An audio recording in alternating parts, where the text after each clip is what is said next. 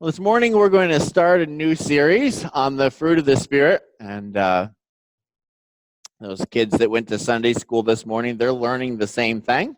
So you can kind of ask their kids, what did you learn this morning? And they should be learning the same thing. So kind of fun with that. This morning we're going to start with the first fruit, which is love. A good lesson. So let's look at our feature scripture of the day on the next slide.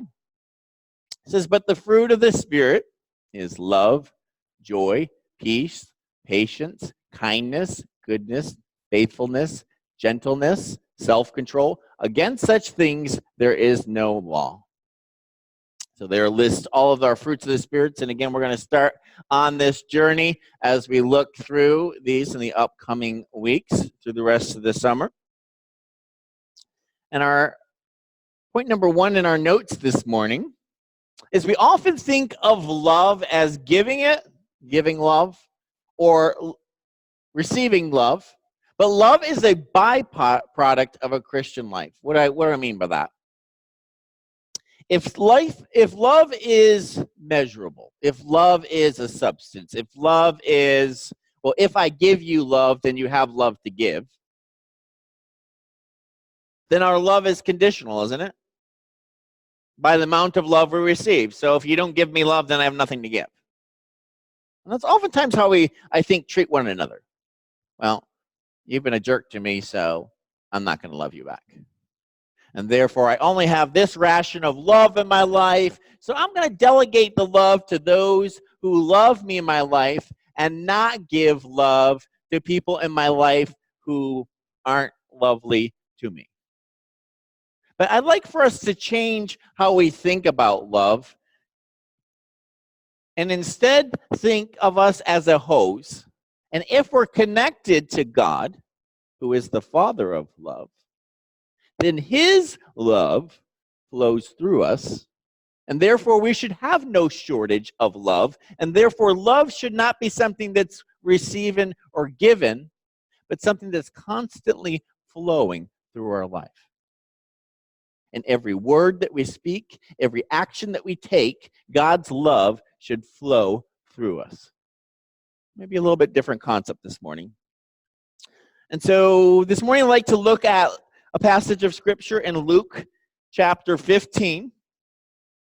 It's an entire chapter, so instead of hearing me read it, I thought it might be kind of fun for us to watch it and watch Jesus himself talk about this passage of the parable of the prodigal son. So let's watch it this morning.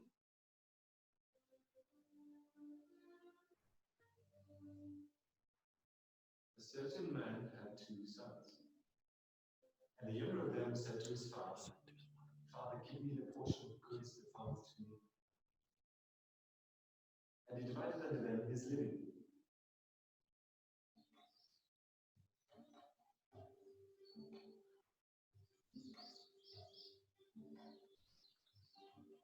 And not many days after, the younger son gathered all together, took his journey into a far country. There wasted his substance with riotous living.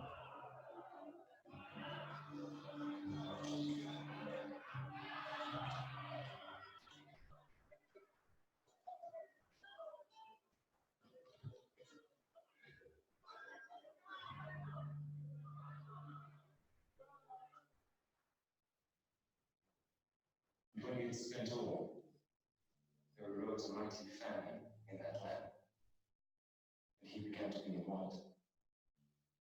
And he went and joined himself to a citizen of that country, and he sent him into his fields to feed swine. And he would fain have filled his belly with the husks that the swine did eat, and no man gave to him.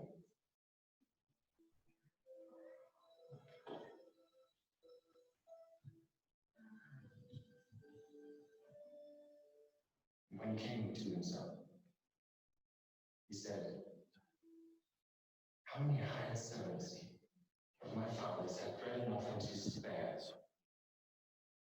I will go to my father, and will say unto him, Father, I have sinned against heaven and before thee, and am no more worthy to be called thy son. Make me as one of thy hired servants. And he rose and came unto his father. But when he was yet a great way off, his father saw him and had compassion, and ran and fell on his neck and kissed him. And the son said unto him, Father, I have sinned against heaven and in thy sight, and am no more worthy to be called thy son.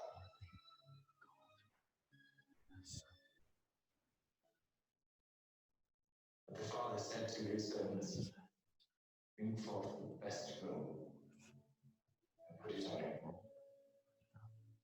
Put a ring on his hand and shoes on his feet. And bring hither the fatted calf and kill it, and let us eat and be merry. For this my son was dead and is alive again. He was lost and is found. And they began to be merry. Now his eldest son was in the field. And as he came and drew nigh to the house, he heard music and dancing. And he called one of the servants and asked him what these things meant. And he said unto him, Thy brother is come. And thy father hath killed the fatted calf, because he hath received him safe and sound. And he was angry, and would not go in. Therefore came his father out and entreated him. And he, answering his father, said, Lo, these many years, my son, neither transgressed I at any time thy command, and yet thou never gavest me a kid, that I might make merry with my friends. But as soon as this thy son was come, which hath devoured thy living parts, thou hast killed for him the fat calf. And he said unto him, Son, thou art ever with me, and all that I have is thine. It was meet that we should make merry and be glad. For this thy brother was dead, and is alive, and was lost, and is found.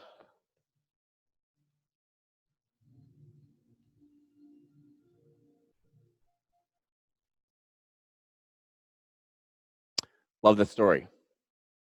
But I think sometimes we miss out on the significance of the whole story. We think that, the one day the son comes and says, hey, Dad, I'm going on vacation. Can I have a little money? Goes on vacation, spends his money, says, whoops, I'm out of money, so I'm going to go back home. Not it at all. His son came and asked for basically his inheritance. What is an inheritance? Well, back in that day, everything was family run, right? So maybe you were a farmer, had 1,000 acres. You'd wake up every morning before the sun arose. The whole family would go out in the field and work in the fields. You would sell the crops, use that money to feed your family. And when the father died, the oldest would become the heir to his estate, would split up. And if there was 2 sons, the oldest would receive 2/3 the share, and the youngest would receive 1/3. The oldest would receive a double portion because it was his responsibility to take care of the mother. And thus he would be rewarded for it, to have extra money to pay to feed his mom any other belongings, and thus that was his responsibility. So think now, the son is coming and saying, Dad, I want my inheritance. The problem, his dad's not dead yet. So by selling the inheritance, it meant if he had 1,000 acres, selling off 500 of those acres and giving the money to his son. Now what? So now the entire family had to live off of half of the land. Imagine that. Do the math in your head. Take what your salary is and just all of a sudden one day saying now you only get half of that. How well would you feed your family on half your income now? On top of only having half the income, half the land to raise your crops or whatever it is, now you're missing your 50% of your labor force. With the son who decided to take his wealth, leave the family, and now not help the family to grow. You could see the frustration of the oldest son who's like, what gives? Spoiled brat. He basically said to his father, I want you dead. Right? I want you dead now so I can have your money now. You didn't earn that. That was the whole point, was that was your inheritance, meaning you worked for it your whole life. You worked with your father your whole life. So once your father lived a happy and prosperous life and he fed the whole family, now here was the work of your labor that you built up your entire life.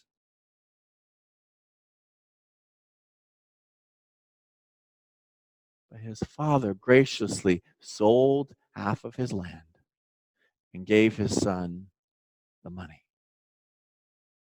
And his son, instead of taking it, investing it, just said, I'm going to enjoy my life. Wasted it on alcohol and women and just wild gambling and lost it all. He thought, no big deal. I'll go work. But famine grew in the land, and so he took a job working for another farmer and feeding pigs. Had to eat the pods of a pigs. I don't know if you know what they feed pigs, but it's nasty stuff sometimes. Well, they don't give pigs organic food these days. If you have a pet pig, yes, but if you're feeding a whole population, usually it's just slop, right? Just whatever leftovers you've got from your house to feed the pigs. Not like prime rib pigs of today that are in nice little stables, and not like Zeke's pig that took to the fair, this prized pig that he feeds prime food here. We're talking about slop. And he got to the point one day where he's like, this is ridiculous. I'm eating the food of pigs while my father's servants eat better than this. I'm going to go to my father and say, Father, I'm sorry. I have sinned against you. Now imagine what you would feel like if you were his father. You might be a little hurt. You've had to work extra hard because your son's not there. You've had to work extra hard now because you have to sell half the produce and still pay the same amount of bills. You still have the same amount of servants. You still have the same mouths to feed minus one. So now when you put your kids to bed, maybe you can't go to bed. You have to stay awake to try to figure out how you're going to pay your bills because you're only getting half the income. Scripture doesn't say how long he was gone. But I'd imagine he was gone for some time with half of the inheritance. That's your lifetime worth of money that he squandered. So it could have been a couple of years. But the father had love for his son and saw his son from a distance.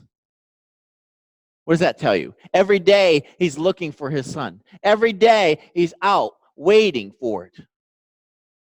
Not like he's sitting in a chair, just sitting, oh, look, here's my son. I'm sure he was working in the field.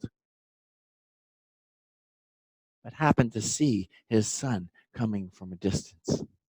And the father dropped everything he had and ran to embrace his son.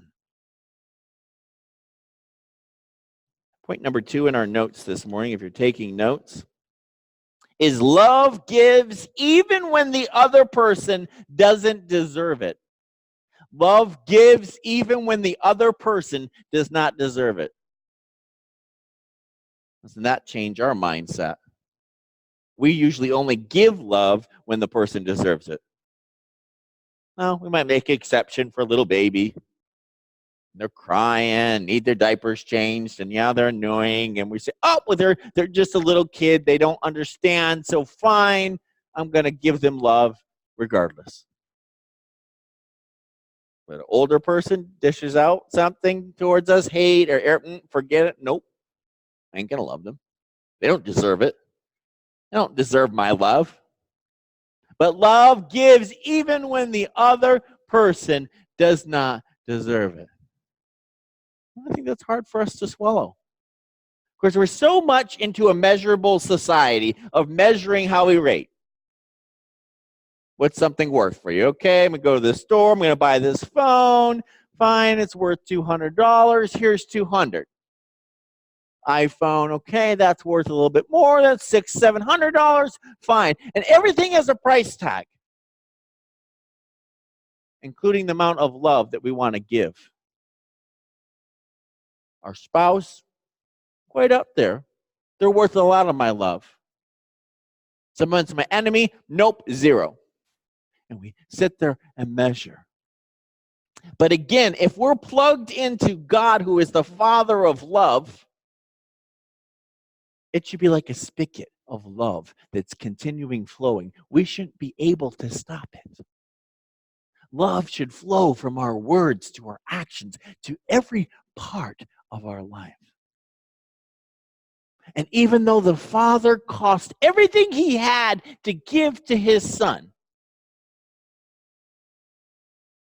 he didn't count the cost, but instead said, doesn't matter.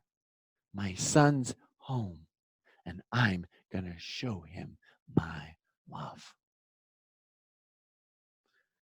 Point number 3 in our notes.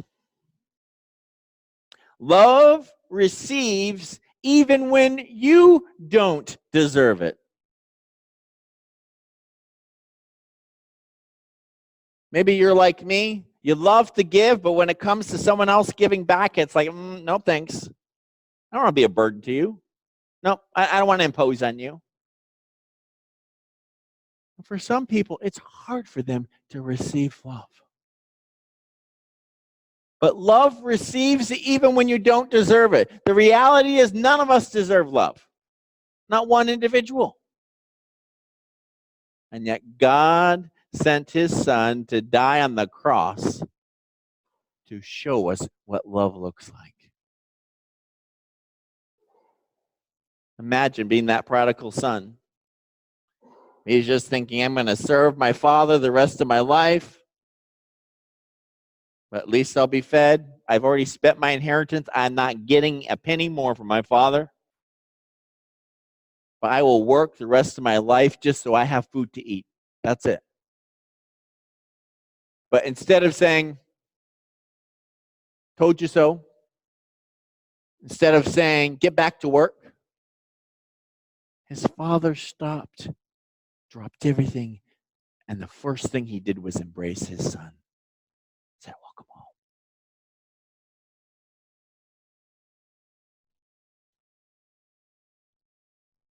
And his son had to make a choice to receive that love. I'm sure he wept like a baby to say, wow, I caused my family pain for all these years. And instead of kicking me to the curb, they welcomed me home. And now my father's putting on a party to celebrate my home return. Maybe that's you this morning. Maybe you feel like the Father can't welcome you home. Well, Pastor, you don't know what I've done. Doesn't matter. Father's waiting there saying, welcome home. Welcome home, my son. Welcome home, my daughter. Welcome home.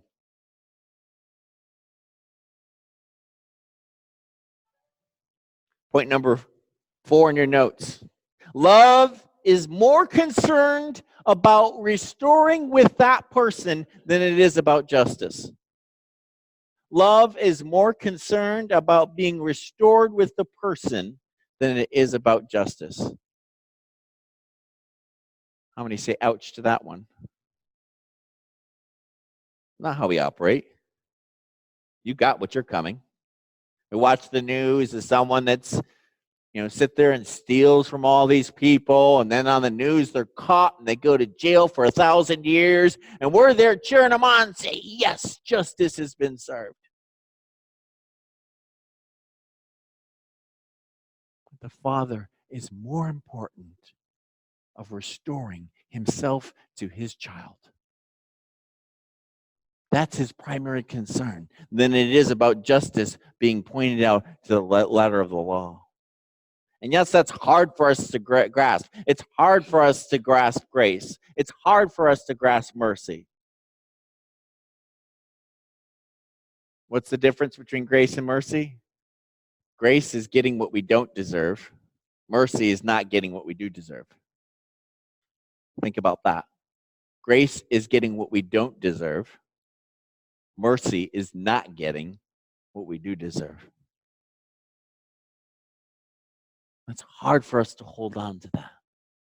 Hard for us to grasp that. Because we're all about rewards and punishments, right? I mean, think about all the way back to our kids. If our kids show good behavior, great, here's a reward. If our kids show us bad behavior, we punish them. So we're teaching this reward system even from an early age. But it's so different for a father to show love all the way through. All the way through. To say there's nothing you can do that's going to take my love away from you. There's nothing you can do to earn my love. Now, there's consequences for your actions. That's not going to change. But my love for you is never going to change. Some of you are sitting here this morning, and I know you need to hear that. It's been a rough week for you. You feel weighed down. Life's taking its toll. Life just plain sucks sometimes. There's days that we feel all alone. There's days that we just sit in our home saying, God, have you forgotten about me? And there's the Father looking, waiting, saying, come home, my child. Come home. Come home. Some of you are sitting next to empty seats. Those are all brothers and sisters who are gone into the field, that have maybe prodigal children that have left, that need to come home. And we need to be standing there welcoming them as they come home to say, welcome. Welcome home. But imagine being the oldest brother there. You see his reaction. Very typical of you and I. What gives? Are you kidding me? He's already spent his half. So the Father is working on my inheritance because that's all that's left. And I've been slaving myself in the field all day, doing his chores and mine. And now the spoiled brat has come home, and the Father's throwing him a stinking party. How many be ticked? Come on, be honest. I'd be steamed. Are you kidding me? You're throwing him a party? You should be throwing me a party. I've been at your side day in and day out. I have no skin left on my hands from working the field. I've broken my back all these days. You've never thrown me a party. And listen what the Father says. My son, everything I have is yours. can have a party any day you want. But your brother was lost and now is found. Let's celebrate that.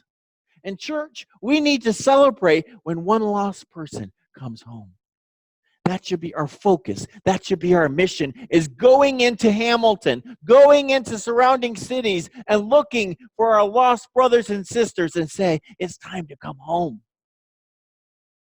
And not focusing on how much is this going to cost us?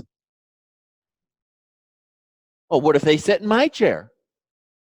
That's my chair. I sit in the same chair every Sunday. They can't sit in that chair. Oh, Pastor, they haven't showered. They stink. Can you please tell them to shower before they come to church? Well, Pastor, they don't give any money in the offering plate. They shouldn't be allowed to vote.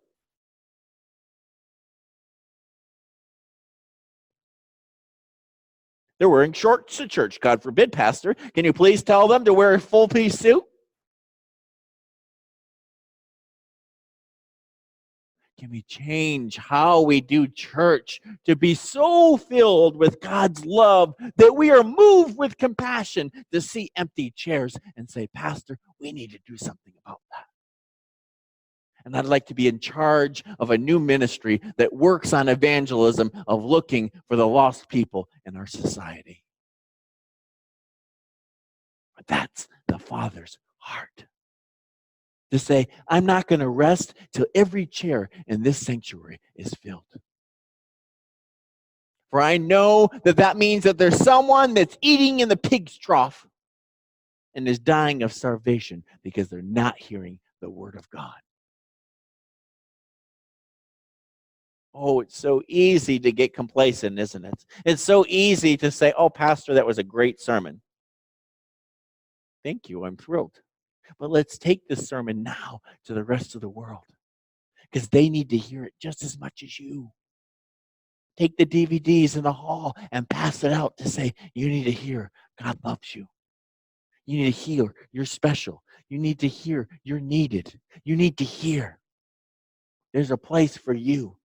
My Father has lots of food coming home to our house. Come on home. But instead, we look at the brokenness to say, oh, look at that man. How disgusting. He's eating pig's food. Oh, he stinks. He smells like pigs. We see the brokenness. We see, oh, that's a drug addict. Oh, that's alcoholic. Oh, that's a murderer. Oh. Instead of saying, that's a child of God. That's my brother. That's my sister.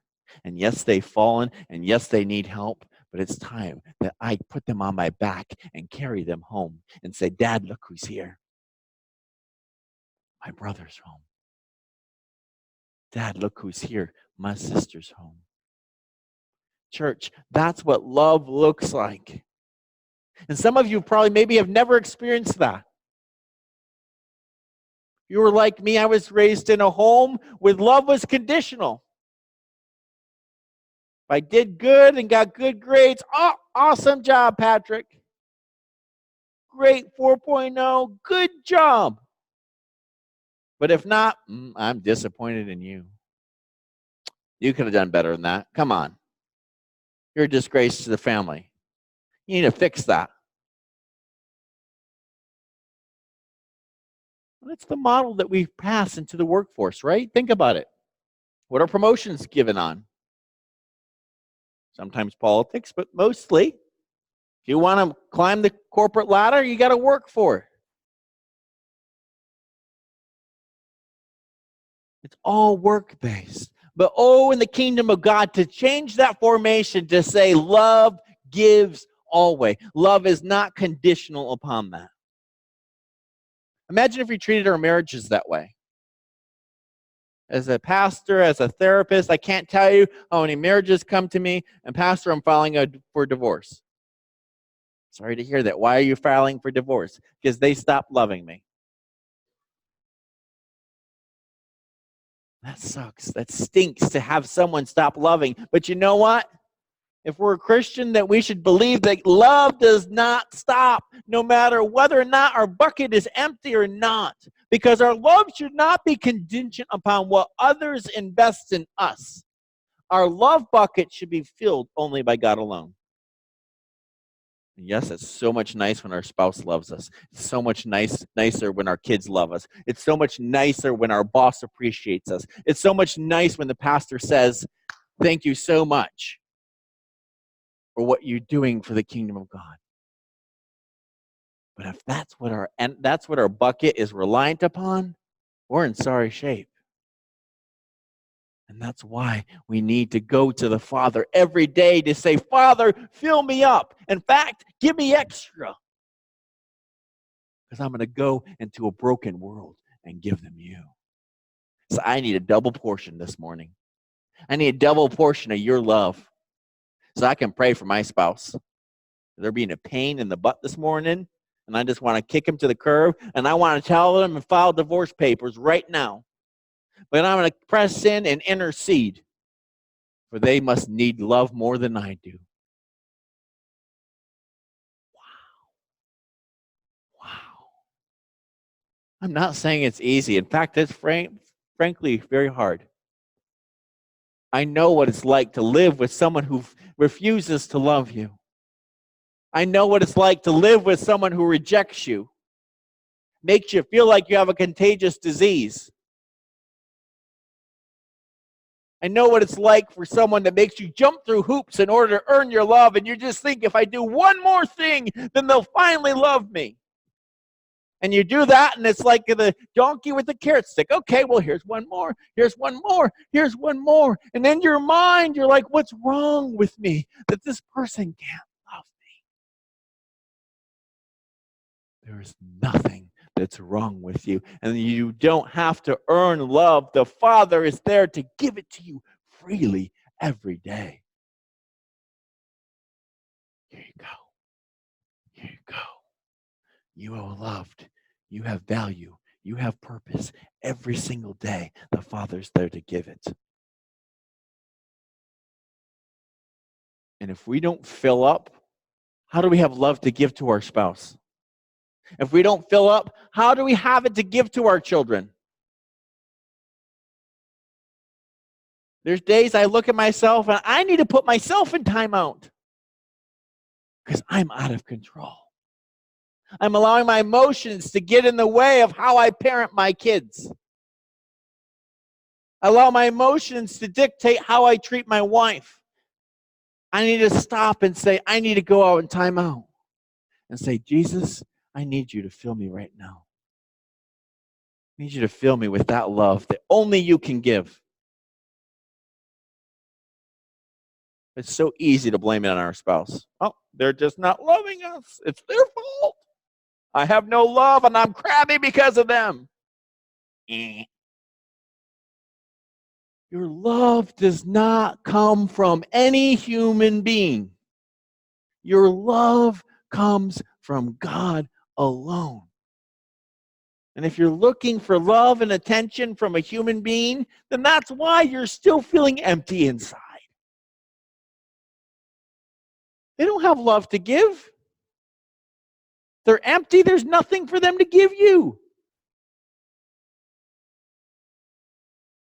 The divorce is a result of two people on complete empty. They run on fumes for too long and they get to the point to pull up the plug because they say, I see no nourishment in this relationship. Oh, for both those individuals to run to the Father to say, Father, fill me up, because I recognize that we've been unplugged for so long, I have nothing to invest in my marriage. My marriage has been running on fumes and has died of starvation because there's no love in me. And I recognize that I haven't spent time with you. Maybe you're not like this, but I'm a very frugal person. Maybe some of you have recognized that. So I plan my travel around how can I get my gas tank to stretch? Maybe you're not like that. I look for the best deal on gas prices and then stop and try to fill it up. But there's a reason why the little light on your dashboard goes off. Doesn't give you much time to say, I don't care how busy you are, you need to stop very soon and fill up. And there's consequences, aren't there, if you don't stop and fill up. Very embarrassing to be on the side of the road with your hood up. I have to go get a gas tank, and that's never happened to you. I know, it's just me, I'm sure. And there's Patrick walking down the side of the road with the gas tank to fill it up. Because I didn't heed the warning of the car dashboard that says you have 50 miles left. Stop! And likewise, God builds in a dashboard into your heart that says, ding, ding, ding, you're running out of love. Ding, ding, ding. And he's just a step away to fill up. And guess what? It doesn't cost you anything. So you don't have to worry about how much money's in the bank account before you fill up. It's free, church. What are the symptoms of not having an empty tank? You get crabby. What are the symptoms? You get nasty. And that should be your first symptom to say, ooh, I need to stop being crabby and nasty and get sleep and get Jesus. Because I'm not showing love to my spouse right now. I'm not showing love to my kids right now. I'm not showing love to my employees or to my boss right now. Because I'm so love deprived that I'm turning into a different person. But it's their fault. No, you're in charge of your fuel tank. You. And the Father's there every single day to fill it up. Last but not least, point number 5 in our notes, love has no limits. Love does not count cost. Pastor, I don't know how you do it. How do you get it to work flying Misty back and forth and the kids back and forth to Minnesota? That's ridiculous. Why can't you find someone in Ohio to marry?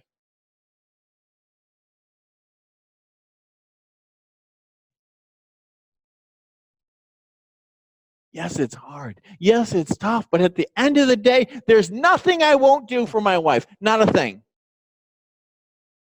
And I'll pay every penny I own to take care of my family. Not fun. I don't say, oh, happy day, I get to spend more money on airfare today. Oh, happy day. But love looks at the cost to say, God will provide the resources so that my family can be a family and experience love. We don't get to pick the cards we get in life, church. But we do get to pick how we play the game with the cards that God's given us. Scripture says, what lies before you, blessings and curses, life and death. And he beckons us to choose life. May we choose life today. May we choose love. And if you say, Pastor, I have nothing to give, then it's time to fill up. And the Father's here this morning to fill you up. But maybe your tank is full, not on love, but on brokenness. Maybe your tank is full, not on love, but on pain. And you're like, Pastor, I have to fill up every day. Well, that's because you don't have enough room for love to fill because you're so full of other things instead of love.